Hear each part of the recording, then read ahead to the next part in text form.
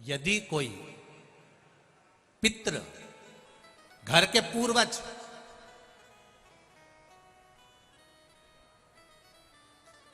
घर के बुजुर्ग, घर के बूढ़े, भविष्य पुराण कर रही है, अगर घर का बुजुर्ग, घर के बूढ़े, घर के पितृ जो चले गए, सपने में दिख रहा है, और कहां दिख रहा है? आप सो रहे हैं और आपके सिर के पास आपके बुजुर्ग खड़े हैं, आपके पितृ खड़े हैं, आपके घर के वृद्ध लोग खड़े हैं, ये आपको सपने में दिख रहा है, तो समझ लेना जरूर 15 से 20 दिन के अंदर मेरे यहां कोई खुशखबरी आने वाली है, निश्चित है, कोई खुशखबरी मिलने वाली है, ये हमारे यहां भविष्य पुराण कहती है। और यदि वही पितृ, वही पूर्वज, वही घर के बूढ़े, वही बुजुर्ग हमारे पांव के पास स्वप्न में नजर आ रहे हैं कि मेरे पांव के पास बैठे हैं, समझ लेना कि घर में किसी ना किसी को एक बड़ी बीमारी जरूर घेरने वाली है, कोई रोग आने वाला। और वही पितृ, वही पूर्वज, वही पितर, वही घर के बुजुर्ग, वही बुढ़े, वही बूढ़े जो मर चुके हैं, वो तुम्हारे सपने में अचानक आए और आकर तुरंत चले जाए, तो भी समझ लेना कि कोई कष्ट आने वाला था, पर वो ज्यादा समय टिकेगा नहीं, तुरंत चले जाएगा, ये निश्चित। फिर वर्णन किया भविष्य पुराण में,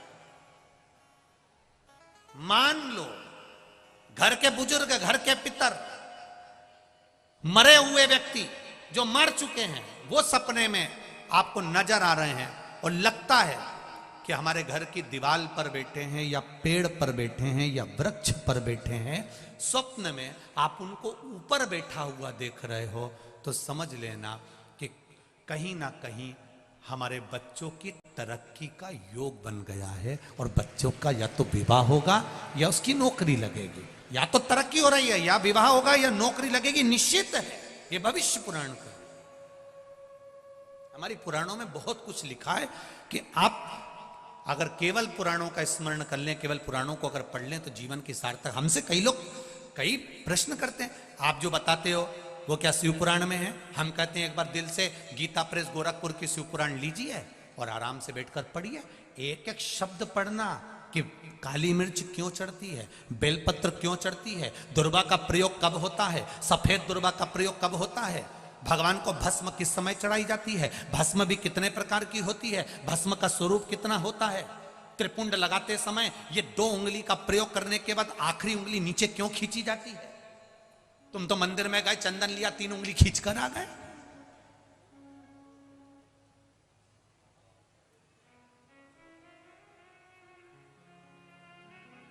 उसको समझो कि उसका कारण क्या है।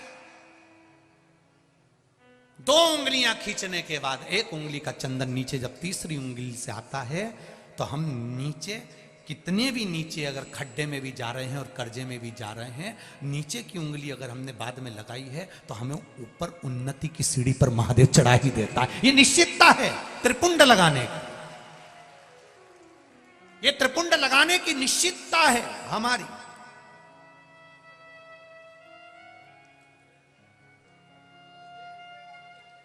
हम दुनिया से पूछ रहे हैं, साहब कर्जे में हो गए, साहब कर्जे में हो गए, बहुत कर्जा है, बहुत कष्ट है, कर्जा कैसे चुकेगा, कर्जा कैसे चुकेगा, हमने ये पूजन कराई, हमने वो कराया, हमने वो कराया, हम महाराज के पास गए, हम वहां कॉलेज पहुंच गए, हमने वहां पहुंच गए, कोई कहता तुम्हारा घर बंधा है, कोई कहता तुम्हारी दुकान बंदी है, कोई कहता कोई भूत लग गए, कोई कहता ये लग गए। कुछ नहीं लगा, ये कर्म की गति है, कर्म की गति। ये मेरे भाई लोग बैठे हैं, इनको मालूम होगा, एक ऐसी सील आती है, सील, ऐसी मोहर, उसमें उल्टा लिखा होता है, पर कॉपी पे ठोको तो सीधा दिखता है। उसी तरह महादेव के मंदिर में जब जाओ, कुछ चीजें बड़ी विचित्र होती है। शंकर जी के मंदिर में पलट कर देखना, शिव जी के मंदिर में अपना मस्तक रखना। मस्तक इसलिए रखा जाता है कि कहीं कुछ उल्टा लिखा हो और कर्जा मर्जा लिखा हो, तो नीचे झुकाऊंगा तो सीधा हो जाएगा, सील लगेगी तो सीधी होगी।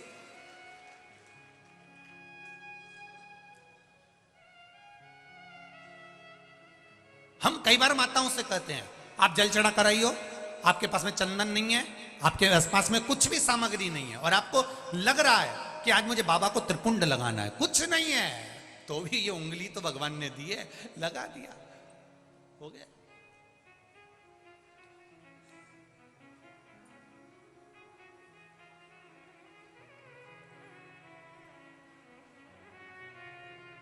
कभी कभी अपने को हासिल का मानना पड़ता है। हम जब अपन लोग मैथ की पढ़ाई करते हैं, गणित की पढ़ाई करते हैं, और यहाँ पर 9 रहते हैं और नीचे माइनस करने के लिए 10 रहते हैं, तो फिर अपन को एक मानना पड़ता है कि एक इसमें मान लो, तो 9 के आगे एक मान लिया तो कितने हो गए, जम के बोलो 19, और 19 में से 10 गए तो 9 बचे। अपन ने एक माना।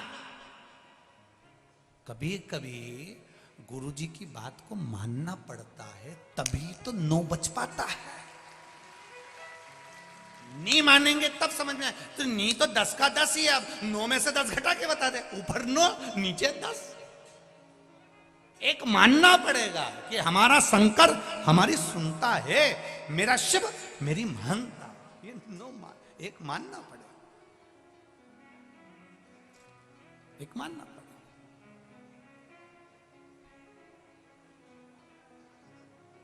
तब हमें कुछ प्राप्त हो। फिर वही बात आ गई, मानो तो मैं गंगा मां हूं, ना मानो तो बहता पानी। जिसने गंगा मां को पहचान लिया वो दूर दूर से कानपुर में गंगा नहाने आता है, और जिसने नहीं माना वो कानपुर में रहने के बाद भी गंगा नहाने ही नहीं जाता है। जिसने माना वो माना, जो नहीं माना नहीं माना। लोग मकर संक्रांति पर, शिवरात्रि पर, सावन महीने में दूर दूर से आके गंगा नहा रहे, और अपन किसी ने पूछा क्यों जी तुम गंगा नहाए? बहुत भीड़ रहती है, बहुत भीड़ है। अब इतनी भीड़ में गंगा नहाने जाओ, हम तो बाद में नहा लेंगे, और उससे पहले निपट गई तो मान लो तुमने कहा बहुत भीड़ है अपन बाद में नहा लेंगे, तो अब नहाने का इंतजार करो, उससे पहले प्राण छूट गया तो फिर कहा जाएगी। अंत समय प्रभु आना पड़ेगा, वचन दिया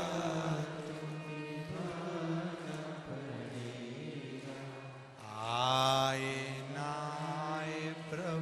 कुटुंब कबीरा, अंत समय प्रभु आना पड़ेगा, वचन दिया तो निभाना पड़ेगा।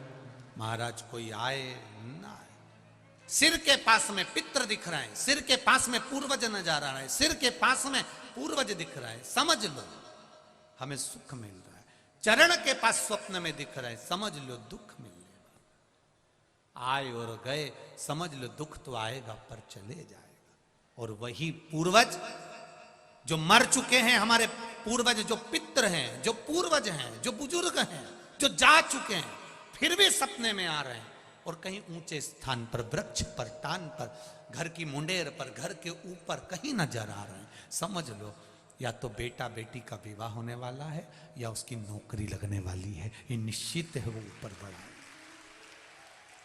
निश्चितता। ये हमारा भविष्य पुराण कहता है अग्रण्य होगा, ये हमारा स्कंद पुराण कहता है उसमें अग्रण्यता मिलेगी। अब सपना भी आ गया और दिख गए वृक्ष के ऊपर पितर बैठे हैं, तुमने किसी से पूछ लिया, उन्होंने कह दिया साहब बहुत भयंकर पितृ दोष है, पूजन कराना है अपने को, ऐसा हो गया और बहुत तकलीफ में आ गए। तो ये नहीं, आप थोड़ा सोचो, सारे तीर्थ धाम आपके, हे महादेव प्रणाम, सारे देवता, सारे तीर्थ, सब कुछ मेरे महादेव के पास, सब कुछ।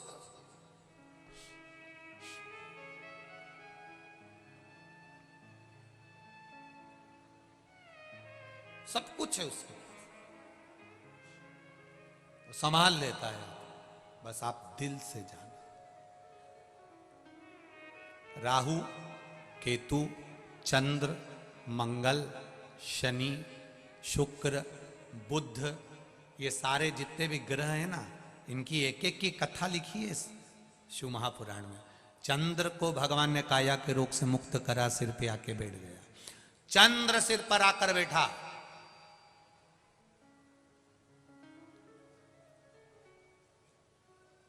केतु का गला कटा, राहु का गला कटा, भागे। कहां जाएं? शिव जी के पास। भगवान ने पूछा क्या चाहते हो? आपके चरणों में रहना। शिव जी ने कहा जटा के अंदर बैठ जाओ। चंद्र बाहर, राहु केतु अंदर। चंद्र के पसीने छूटने लगे। ये तो हमें खा जाएगा। चंद्र ग्रहण सूर्य ग्रहण होता है तो इसी में उनको लगा ही हमें खा जाएगा। शिव जी कहते किसी की हिम्मत नहीं है, चुपचाप बैठे रहे चंद्रमा, कुछ नहीं होगा, बैठे रहे वहीं पे। चंद्रमा बैठा, अंदर राहु केतु बैठे हुए। थोड़ी देर बाद पृथ्वी का पुत्र मंगल आ गया। प्रभु क्या हुआ? मुझे नष्ट करने का सोच रहे हैं लोग, मुझे बर्बाद करने का सोच रहे हैं, श्राप दिया जा रहा है।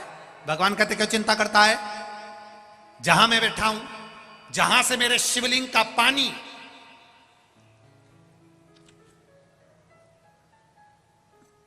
मान लो ये शिवलिंग, जहां से जल गिर रहा है, जहां से शिवलिंग का पानी नीचे गिरेगा, और नीचे गिरे जहां से पानी बस मुड़ेगा, मंगल तू उस जगह पर बैठा मिलेगा। बैठे रहे, काय को चिंता करता? कुछ नहीं होगा। मंगल वहां जाकर बैठ गया। राहु आया, केतु आया, मंगल आया, बुध आया, शुक्र आया, शनि आया। शनि का पांव टूट गया, चरण में लग गई। शिव जी के पास आ गया, भोलेनाथ मेरी माता ने मुझे श्राप दे दिया, मेरा चरण बेकार हो गया। शंकर भगवान क्यों कहते हैं जा मेरे नंदन वन में पहुंच जा। नंदन वन, काशी पहुंच जा। नंदन वन में गया, क्या करूं मैं? उसने एक शिवलिंग का निर्माण करा, पूजन में लग गया। सोमनाथ जी का शिवलिंग चंद्रदेव ने बनाया था, तो काशी विश्वनाथ का शिवलिंग का निर्माण शनि महाराज ने किया था। शनि ने कर दिया। पूजन करी। बाबा मेरा पांव तो टूट गया, सही कैसे होगा? शंकर भगवान कहते चिंता मत कर शनि महाराज, चिंता मत करो, तुम्हारा पांव ठीक होगा। थोड़ी पांव में लचक रहेगी पर पांव ठीक हो जाएगा। मैं बैठा, तुमने शिवलिंग का निर्माण करा, पूजन करी। गुरु पूजन करे, बृहस्पति आनंद में पूजन कर रहे हैं, शनि कर रहे हैं, राहु कर रहे हैं, केतु कर रहे हैं।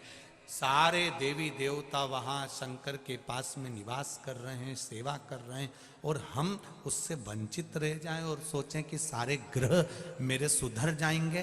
तुम्हारा एक लोटा जल तुम जब भगवान शंकर को चढ़ाते हो तो सारे ग्रहों पर जल चढ़ जाता है, 33 कोटि देवी देवताओं पर जल चढ़ जाता है, सारे देवताओं पर एक साथ जल चढ़ जाता है, सब एक साथ तृप्त हो जाते हैं, सबको तृप्ति मिल जाती है।